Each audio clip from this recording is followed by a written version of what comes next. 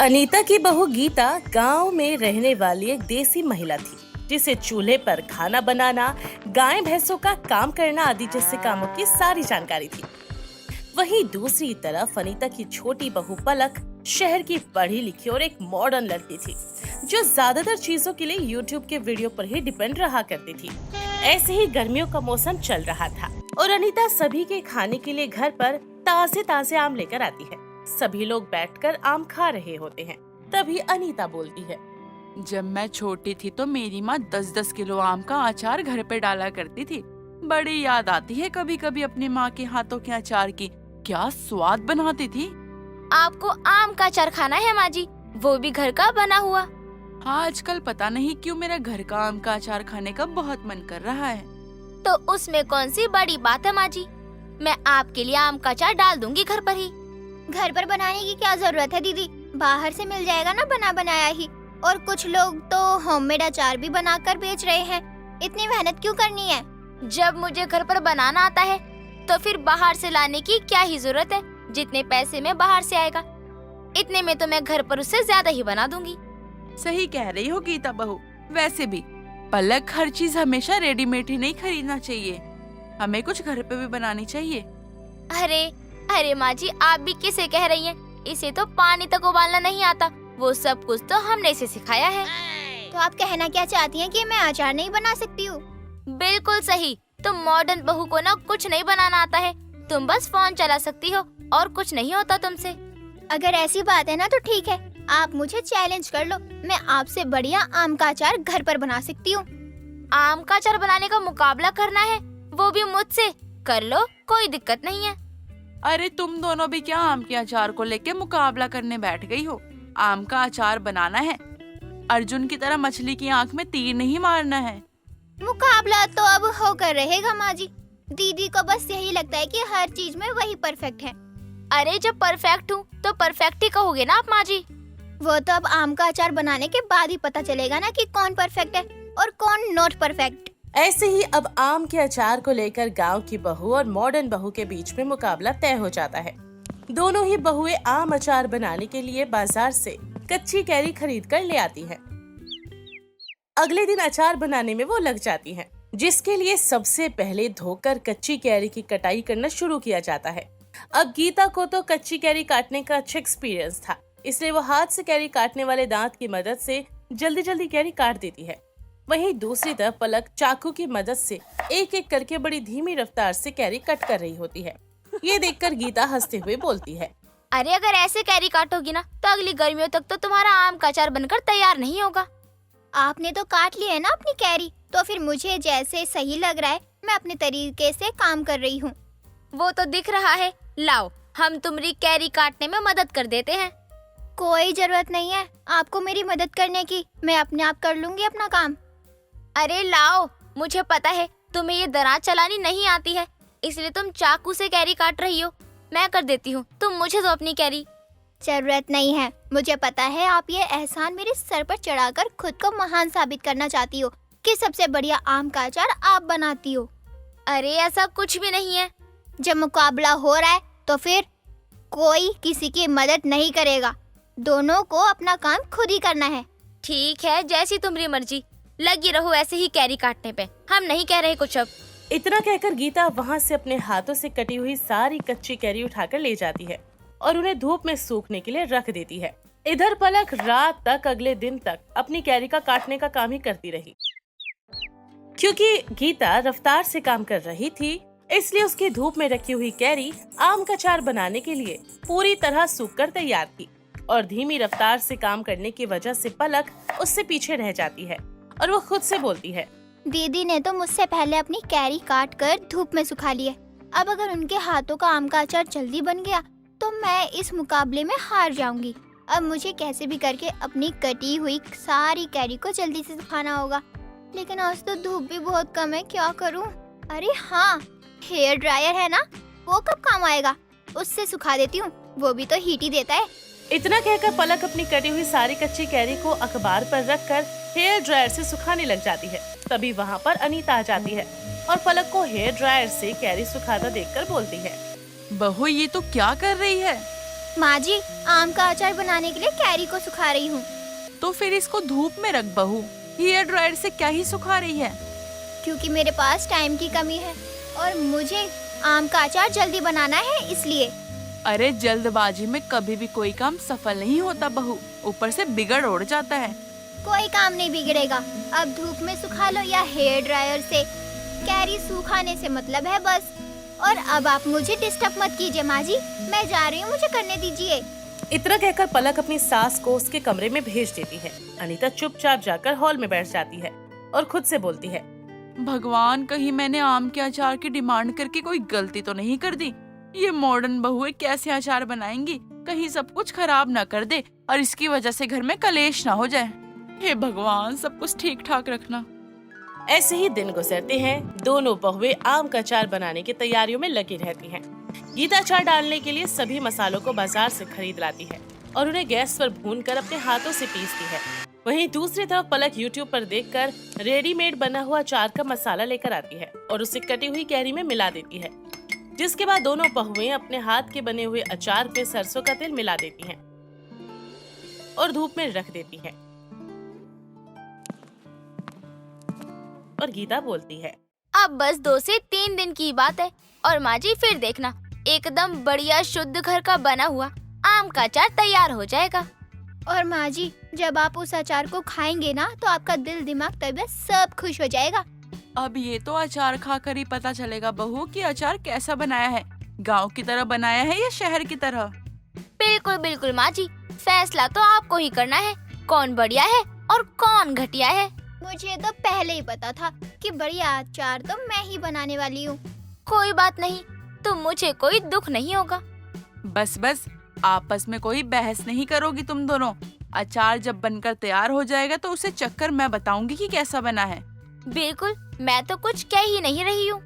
हाँ, मुझे भी बस अब अचार के पूरे तरीके से बनकर तैयार होने का इंतजार है, तभी होगा दूध का दूध और पानी का पानी। 2 से 3 दिन गुजर जाते हैं। आम का अचार बनकर तैयार हो जाता है। दोपहर के समय गीता और पलक दोनों मिलकर गर्मा गर्म दाल चावल बनाकर तैयार करती है। साथ ही एक कटोरी में वो अपने हाथ का बना हुआ अचार रखकर थाली में सजाकर अनीता को खाने के लिए देती हैं। तभी पलक बोलती है, माँ जी, अब आप ही खाकर बताइए कि किसके हाथ के आम के अचार ने आपका दिल जीता है। बिल्कुल माँ जी, जल्दी से खाइए और बताइए हमको। आपका जवाब सुनने के लिए एकदम बेकरार है। ठीक है, जरा सा ठंडा तो हो लेने दो खाना, या फिर ऐसे ही खा जाऊं और अपना मुंह जला लूं, या फिर अचार खा के दांत खट्टे कर लूं। नहीं नहीं माँ जी, आराम से खाइए, कोई जल्दबाजी नहीं है।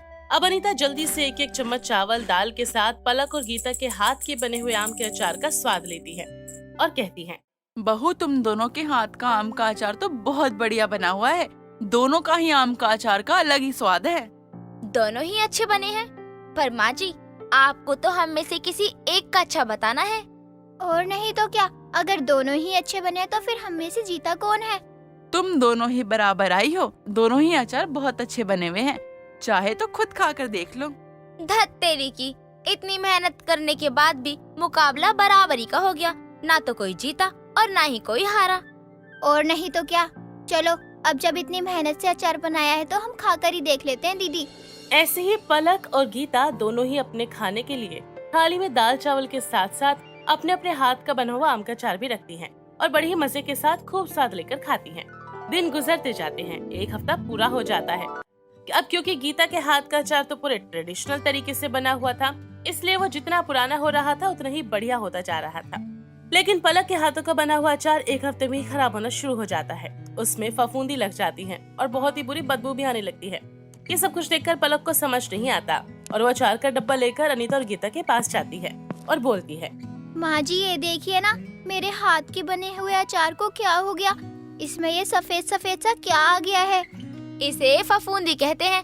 तुम्हारे हाथ का बना हुआ आम का अचार खराब हो चुका है। खराब हो गया? ऐसे कैसे खराब हो गया? मैंने इतनी मेहनत से बनाया था, मेरी सारी की सारी मेहनत 1 हफ्ते में बर्बाद हो गई। और बहू तूने क्या किया?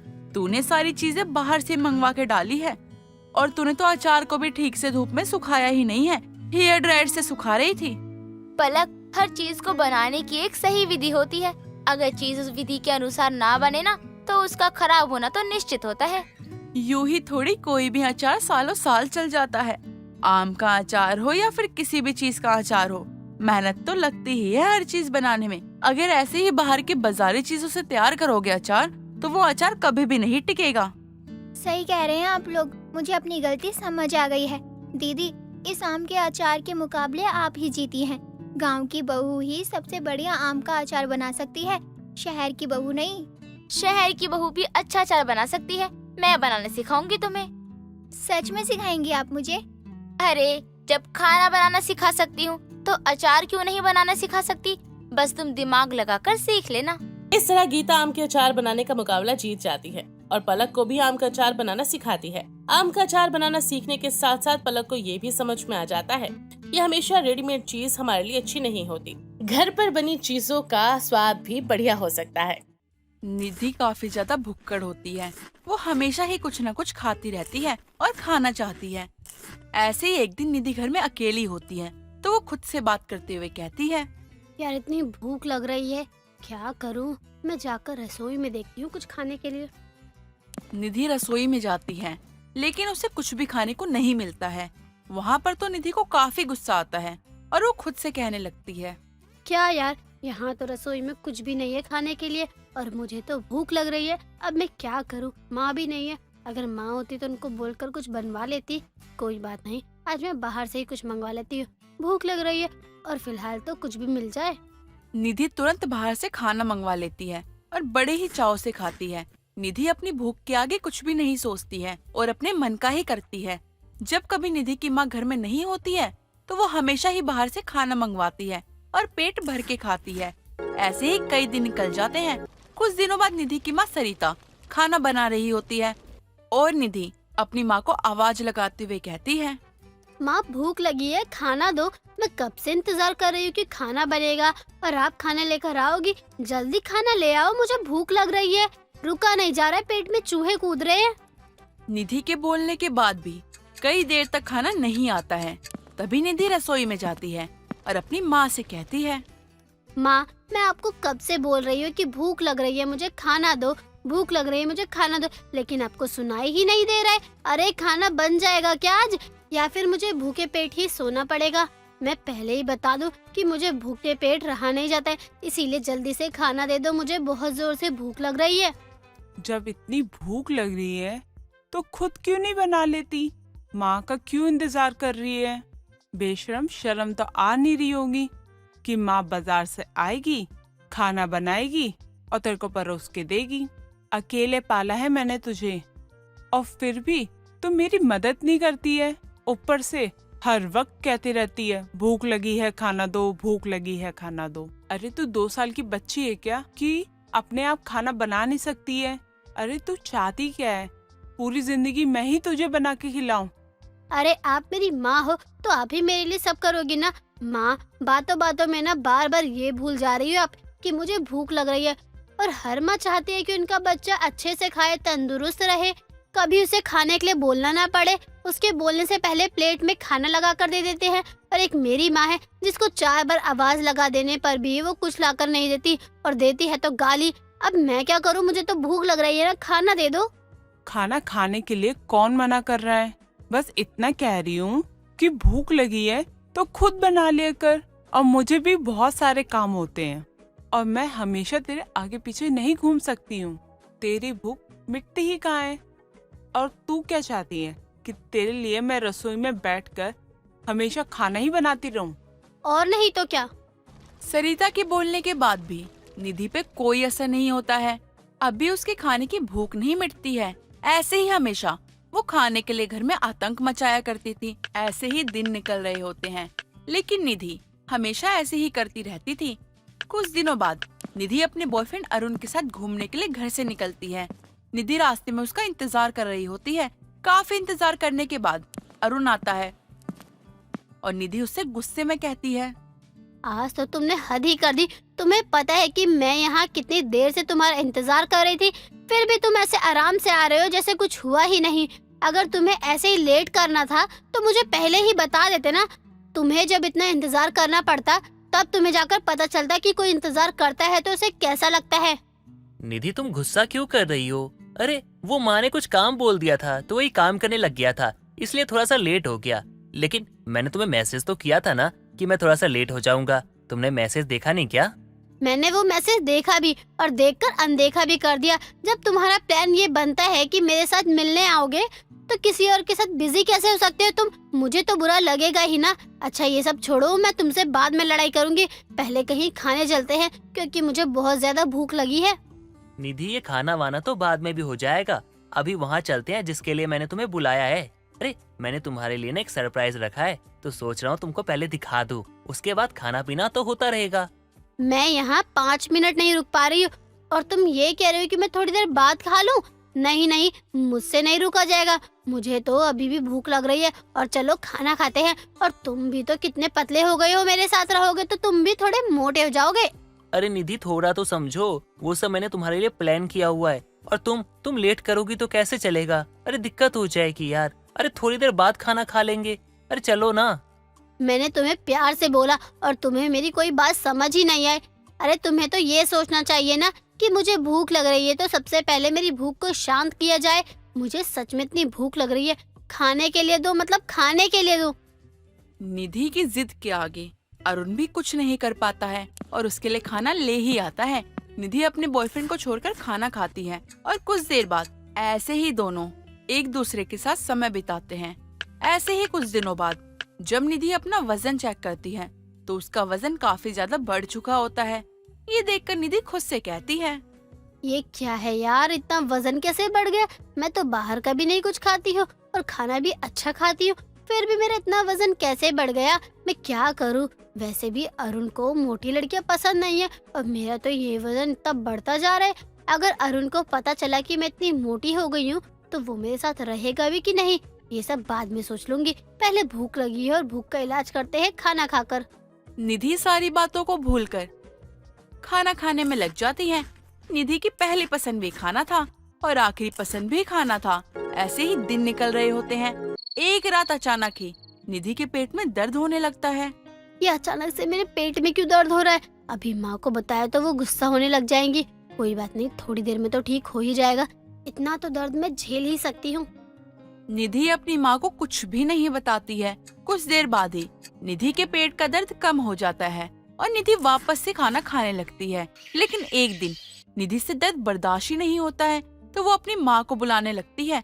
सरिता जल्दी से निधि को डॉक्टर के पास लेके जाती है, जहाँ डॉक्टर निधि का चेकअप करने के बाद बोलते हैं, देखिए, इन्होंने जरूरत से ज्यादा ओवर ईटिंग की है, जिसके कारण इनकी तबीयत खराब हो चुकी है।